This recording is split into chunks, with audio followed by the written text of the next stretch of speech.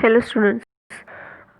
In last lecture we have started with our NSCIDs. Okay, so in that we have seen so basically we have seen the opioid analgesic. Okay, so in that chapter we have seen what is the analgesia and what is the narcotic analgesics. Okay, and which are the non narcotic analgesic. Okay, so in that topic we have seen total narcotic analgesics in detail.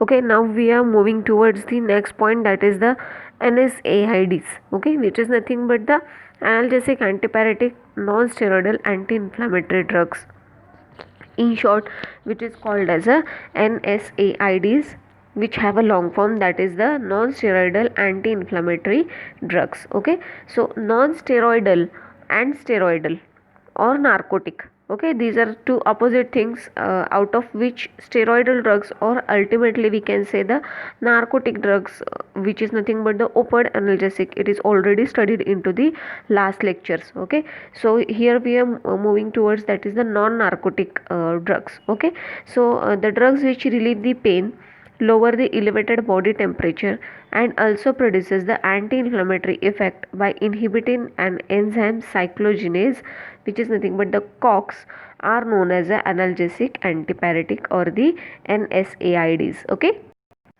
so the drug which relieve the pain, which is nothing but act as an analgesic, lower the elevated body temperature, which is nothing but the antipyretic, and also produces the anti-inflammatory effect. Okay, so असे drug जे pen relieve करतात, elevated body temperature कमी करतात आणि anti inflammatory सुद्धा effect दाखवतात. कसं anti inflammatory effect दाखवतात? By inhibiting the enzyme cyclooxygenase. Okay, so cyclooxygenase is an enzyme which is responsible for the formation of the inflammation. Okay, so या एन्झाईमलाच जर inhibit केलं तर पुढे इन्फ्लामेशन होत नाही. So by inhibiting the cyclooxygenase, in short, which is called as a COX, are known as a analgesic, antipyretic, or the non-steroidal anti-inflammatory drugs. Okay, so an antipyretic NSAID reduces the body temperature in a fever only, but do not cause the hypothermia in the non-thermic individual. Okay, so हे जे antipyretic drugs आहेत, these are reduces only elevated body temperature, or these are reduces body temperature only in case of a पायरेसिस. जेव्हा ताप आला असेल, म्हणजे जेव्हा fever असेल, then and then only it reduces the body temperature. But in a normal individual non thermic patient who do not have a fever, in such cases it does not reduces the body temperature, or it does not produces the hypothermia. Okay, म्हणजे जर ताप नसेल आणि ताप न येण्याची गोळी घेतली, for example paracetamol, which is very commonly use, तर तो इफेक्ट तिथे म्हणजे हायपोथर्मिया तिथे होत नाही, म्हणजे नॉर्मल बॉडी टेम्परेचर तिथे रिड्यूस होत नाही. जर इलिव्हेटेड असेल तरच ते रिड्यूस होतं. Okay, so fever during the infection and the tissue injury is produce through the generation of pyrogens including interleukins, TNF alpha, interferons, which induces the PGE2, that is nothing but the prostaglandin E2 production in hypothalamus, raise its temperature set point. Okay, so fever during the infection and the tissue injury. जेव्हा tissue injury होते किंवा infection होतं तेव्हा fever येतो. म्हणजे suppose काही accident झाला किंवा टिश्यू इंजुरी झाली थोडक्यात, तर फीवर येतो, और in case of a infection fever येतो. Okay, so injury is produce through, कशाने हा फीवर प्रोड्यूस होतो? By the generation of the pyrogens. जर पायरोजनमुळे फीवर आला असेल तर पायरोजन्समुळे, including which also include the ILS, which is nothing but the interleukins, TNFS, and the interferons, which produces the prostaglandin E2. So prostaglandin is responsible for the production of the inflammation. So हा जो matter आहे हा आपण basically डिटेलमध्ये mechanism of ॲक्शनमध्ये बघणार आहे. Okay, in the hypothalamus हे सगळे काय होतात? हायपोथॅलॅमसमध्ये प्रोड्यूस होतात.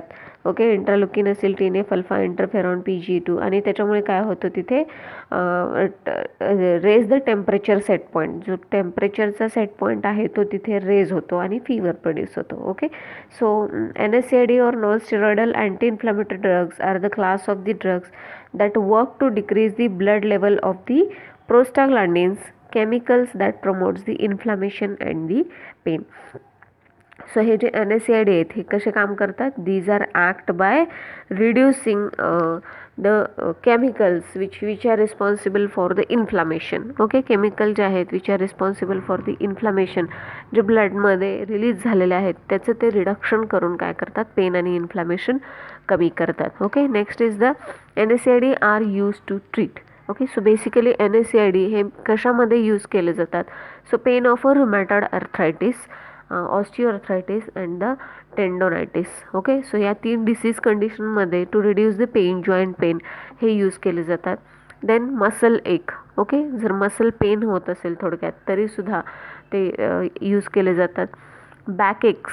ओके, बॅक एक्समध्ये dental pen, then pain causes by the गाऊटमध्ये होणाऱ्या पेनमध्ये, then bursitis, then menstrual cramps, and they can also be used to reduce the fever or relieve the minor aches caused by the common cold, as well as हे कशामध्ये use होतात, जे fever येतो आणि त्याच्यामुळे जे एक होतं, बॉडी एक होतं किंवा जे मायनर एक होत असतात बॉडीमध्ये ते रिलीव्ह करण्यासाठी सुद्धा याचा यूज होतो. So as a pain killer we can say हे जिथे जिथे यूज होतात as a pain killer use होतात. Okay, next is the classification. Okay, so classification again there are total major 3 classes are there, sorry 5 classes are there.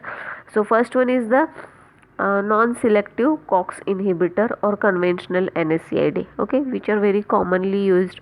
तुम्ही आता ह्याच्यातली कितीतरी नावं ऐकलेली पण असतील किंवा तुम्ही थोडंसं तुमचं घरातला मेडिसिनचा डब्बा जर बघितला तर त्याच्यामध्ये यातले काही मेडिसिन्स तुम्हाला ऑब्झर्व पण होतील. Okay, so first one is the non selective COX inhibitor or the conventional NSAID. Okay, so the thing is जसं मी सांगितलं, prostaglandin is a chemical which is responsible for the inflammation. So हे prostaglandin produce होण्यासाठी cyclooxygenase enzyme responsible असतं. So cyclooxygenase enzyme again have a 3 type, 1, 2 and 3, COX1, COX2 and COX3, out of which COX2 is very effective or which is mainly responsible for the production of the prostaglandin and ultimately inflammation. So first हा जो class आहे तुम्हाला इथे दिसतो आहे,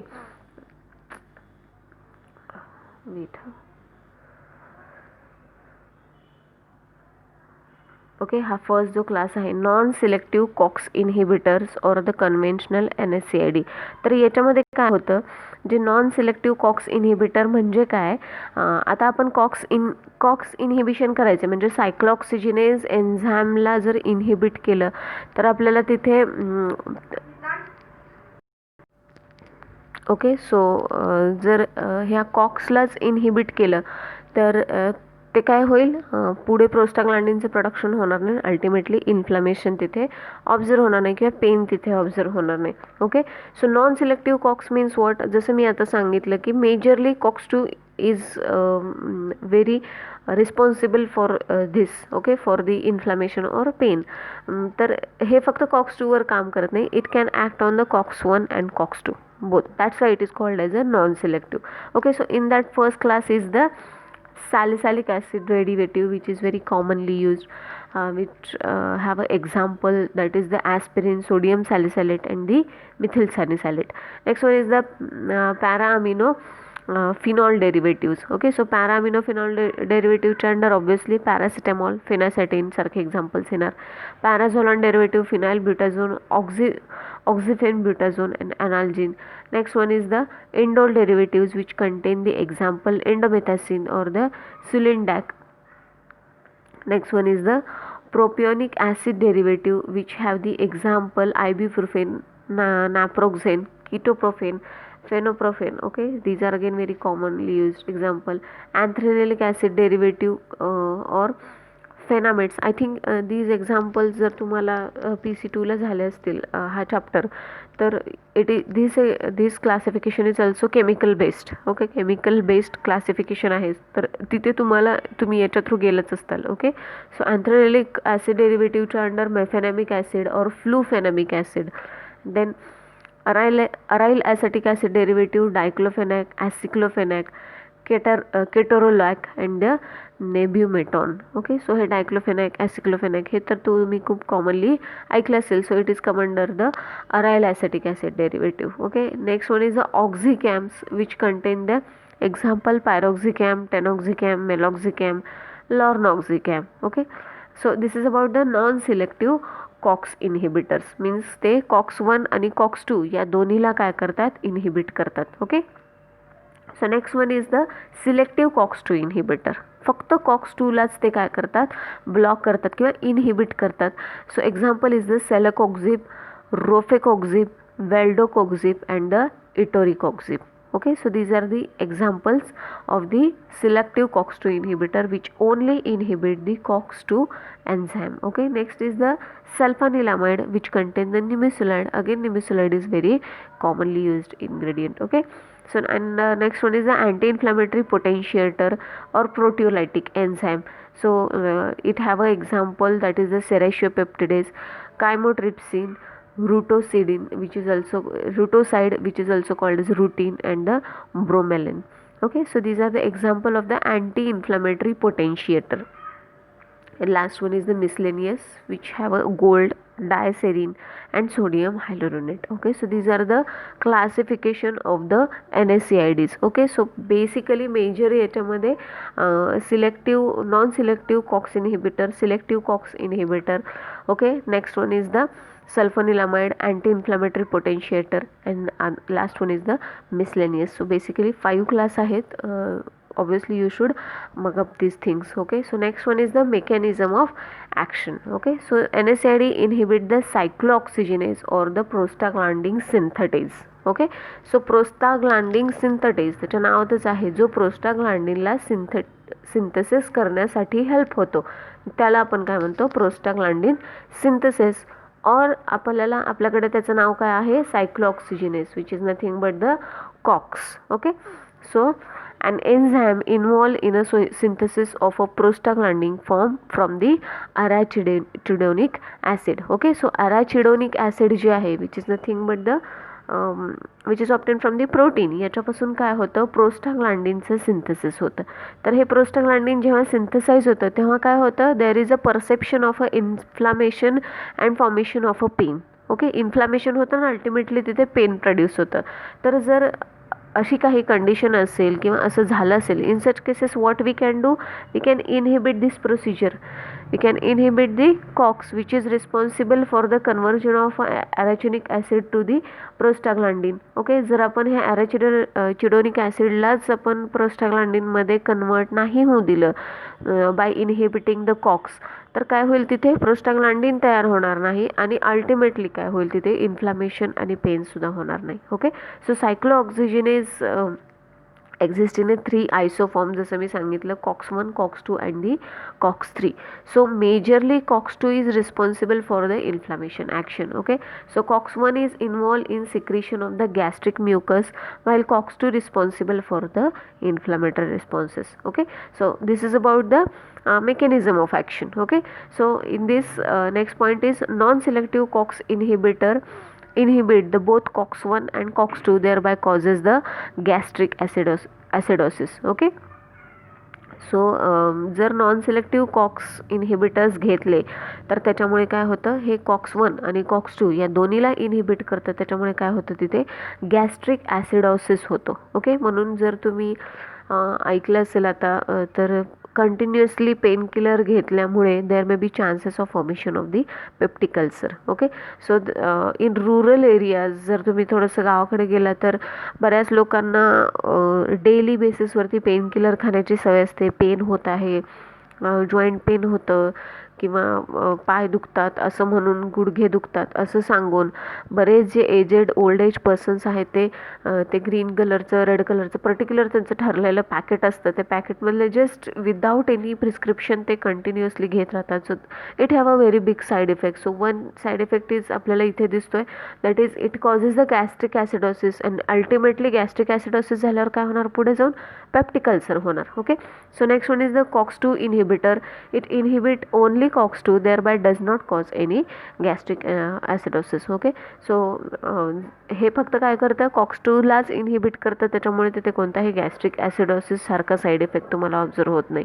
next one is the antipyretic drugs poorly inhibit the COX-2 peripherally due to the presence of the peroxidase but inhibit COX-2 in hypothalamus in a brain to reduce the elevated body temperature up to the normal. Okay, so हे antipyretics जे आहेत these are poorly inhibit the COX-2 peripherally असणारं हे बघा, हे जे सायक्लोऑक्सिजिनेस सारखे जे केमिकल्स आहेत बॉडीमध्ये, ते always these are present into the body. Okay, but ते रिलीज कधी होतात आणि त्याची ॲक्शन कधी दाखवतात, this situation is important. Okay, so बॉडीमध्ये ते अवेलेबलच असतात, COX-1, COX-2, COX-3, पण ते त्याची ॲक्शन कधी दाखवतात, when there is a injury. Suppose injury झाली आणि त्या पर्टिक्युलर एरियामध्ये टिश्यू इंजुरी झाली, तर तिथे काय होतं, इंट्रालुकिन्स वगैरे रिलीज होतं, हिस्टामाइन रिलीज होतं, मग त्याच्यानंतर इंट्रालुकिन्स रिलीज होतात वगैरे वगैरे, बरीच मोठी प्रोसिजर आहे इन्फ्लॅमेशनची. ओके, मग तिथे काय होतं, ॲराचिडोनिक ॲसिड COX-2 यूज करून काय होतं, प्रोस्टाग्लॅंडिन तयार होतं आणि इन्फ्लॅमेशन होतं. So this is the one procedure. Okay, इन्फ्लॅमेशनमध्ये सो बॉडी इटसेल्फ काय करत असते, ते हील करण्याचा प्रयत्न करत असते, म्हणून तिथे इन्फ्लॅमेशन होत असतं. दॅट्स वाय कॉक्स वगैरे यासारखे जे again I'm telling it's not a neurotransmitter, these are the chemicals. Okay, so these are the chemicals are already available into the body. फक्त ते कधी ॲक्शन त्याची दाखवायची हे depends on the situation. Okay, so antipyretic drugs poorly inhibit the COX-2 which is present peripherally due to the presence of the peroxidase, but it inhibit the COX-2 in a hypothalamus. Okay, हायपोथॅलॅमसमध्ये असणाऱ्या COX-2ला antipyretic drug inhibit करतात. That's why what happen in it reduces the elevated body temperature to the normal. Okay, so that's how the mechanism of action of the antipyretic. And last one is the anti-inflammatory, causes the breakdown of the collagen at the site of inflammation when combines with the conventional NSAID, increases vascular permeability and reduces the swelling. Okay, so when anti-inflammatory causes when it is given as an anti-inflammatory. Okay, anti म्हणून जेव्हा दिले जातात तेव्हा हे काय करतात, these are causes the breakdown of the collagen at the particular site of the inflammation when these are combine with the NSAID सोबत ते कंबाईन होऊन कोलॅजनचं ते ब्रेकडाऊन करतात आणि तिथे व्हस्क्युलर परमॅबिलिटी इन्क्रीज होते आणि त्याच्यामुळे जे स्वेलिंग झालेलं आहे ते तिथे काय होतं, रेड्यूस होतं. ओके, सो स्वेलिंगच्या एरियामध्ये जे काही लिक्विड साठलेलं असतं ते व्हस्क्युलर परमिएबिलिटी थ्रू काय होतं, रिमूव्ह होतं आणि स्वेलिंग तिथे रिड्यूस होतं. So these are the basic mechanism of action which are in one line only are explain, म्हणजे how it is act as a anti inflammatory, how it is act as a antipyretic and selective non selective कसे काम करतात हे आपण इथे बघितलं. Okay, so this is about the mechanism of action. Next is the pharmacological action of the NSAID and specially here we are talking about the salicylates और the aspirin. Okay, so आपण ॲस्पिरिनला कन्सिडर करून, which is again repeatedly ask question, आपण इथे त्याचे जे pharmacological actions आहेत ते बघतोय. Okay, so first one is the analgesic, antipyretic and the anti inflammatory action. Okay, so the analgesic action of NSAID is shown by the the analgesic action of NSAIDs is shown by inhibiting the prostaglandin synthesis. Okay, जसं आपण बघितलं प्रोस्टाग्लँडिनचं synthesis होऊ देत नाहीत, COX-2ला इथे inhibition करून काय केलं जातं, ते थांबवलं जातं and it is act as a ॲनाल्जेसिक. So it is mostly useful in the muscle, joint, bone and the connective tissue. Okay, so muscle pain असेल, जॉईंट पेन असेल, कनेक्टिव्ह टिश्यूज पेन असेल, बोन्स, जॉईंट पेन ज्याला आपण म्हणू शकतो, अशा केसेसमध्ये हे मेजरली यूज केले जातात. As a antipyretic it reduces the elevated body temperature to the normal by resetting the thermostatic centre in the hypothalamus. Okay, जसं की मी सांगितलं COX-2ला हे इनहिबिट करून आपण आत्ता बघितलं ब्रेनमध्ये काय करतं, हायपोथॅलॅमसवरती हे ॲक्ट होतं आणि काय करतं, जे इलिव्हेटेड बॉडी टेम्परेचर आहे ते रिसेट करतं थर्मोस्टॅटिक सेंटर म्हणजे काय, हायपोथॅलॅमस सेंटर.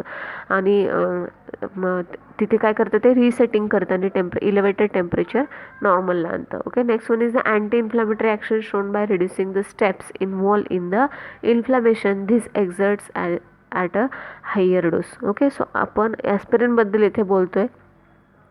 सो ॲस्पिरिन जे आहे it is also act as a anti inflammatory.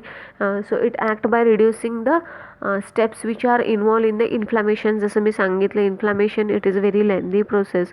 तिथे बरंच काही स्टेप्स आहेत. त्या स्टेप्सला काय करतं ते रिड्यूस करतं आणि इन्फ्लॅमेशन अल्टिमेटली तिथे रिड्यूस करतं. This exerts at a higher doses. So यासाठी त्याचे हायर डोसेस यूज करायला पाहिजेत. It is should be up to 3 to 6 gram per day. Okay,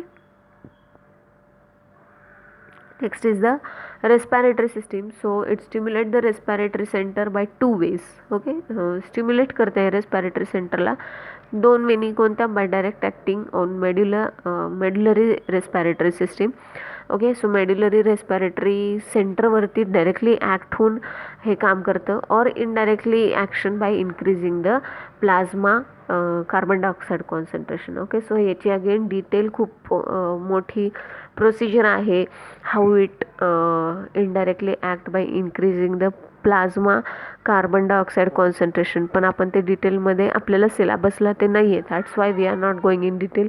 we just need to remember that directly कसं act होतं, मेड्युलरी centre जे आहे रेस्पिरेटरीचं त्याच्यावरती ॲक्ट होतं.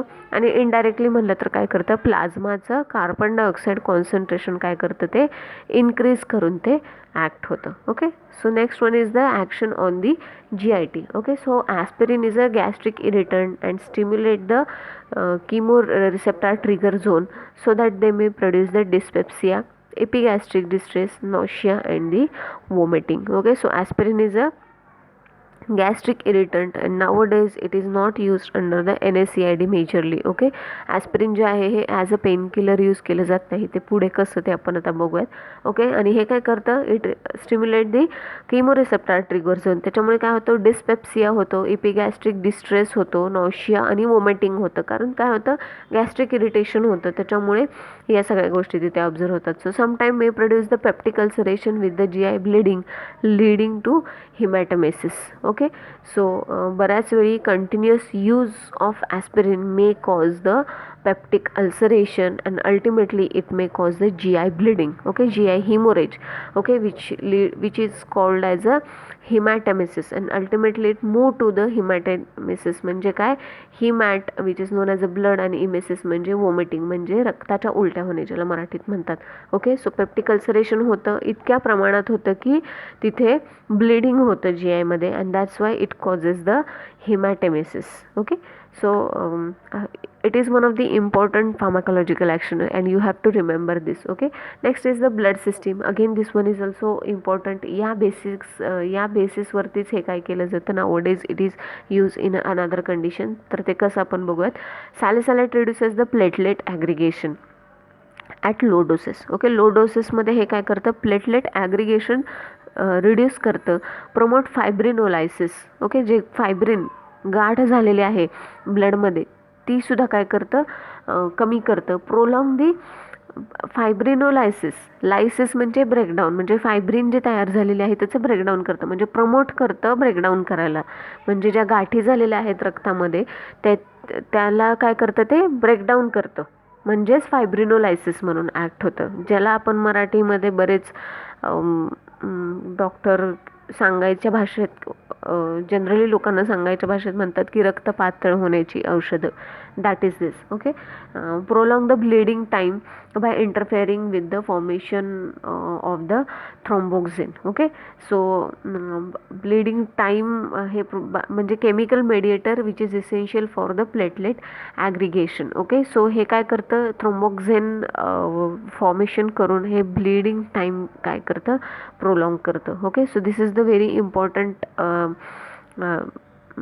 What we call pharmacological action, जी पुढे जाऊन त्याचा यूज आपल्याला डिसाईड करता येणार आहे. Next one is the uricosuric effect और uricosuric effect. Okay, so salicylate in a small doses up to 5 to 6 gram per day increases the uric acid excretion by inhibiting the reabsorption of the uric acid. Okay, so salicylate small डोसेसमध्ये जर 5 to 6 gram per day दिले तर काय होतं, it increases the uric acid excretion by inhibiting the reabsorption of the uric acid, so that the large doses in the large doses it causes the uricosuric effect, and in smaller doses it causes the retention of the uric acid. Okay, so जर large डोसमध्ये दिला तर हे युरिकोसुरिक effect create करतं, आणि small डोसमध्ये दिला तर हे काय retention of the uric acid करतं. Okay, so what are this adverse effect? So first one obviously gastric acidosis leading to the